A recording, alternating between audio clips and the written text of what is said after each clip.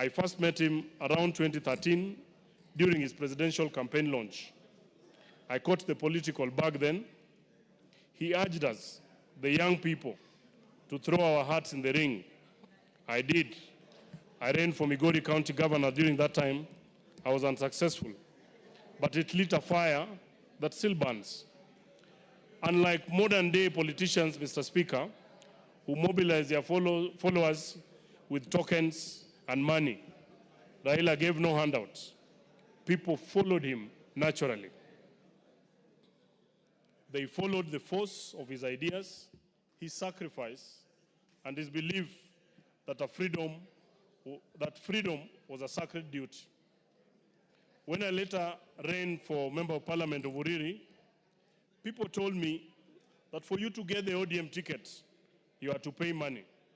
But when I won the nominations, my opponent then took me to the tribunal.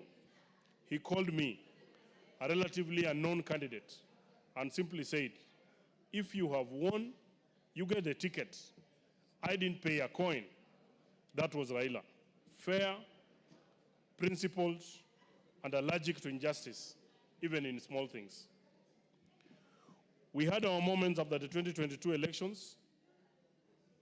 I was among the members of the Orange Democratic Party who chose to work with President Ruto. At one point, he invited me for a one-on-one, and he told me, Mheshimiwa Nyamita, the difference between us is that I've been your age, but you've not been my age. He smiled and added, but there are things happening now that did not happen when I was your age. So we must consult both ways. That humility coming from a man who had faced prison, betrayal, and stolen victories taught me that leadership is not about winning arguments, but keeping bridges open. He believed peace was patriotic. He separated the office he sought from the well-being of the country.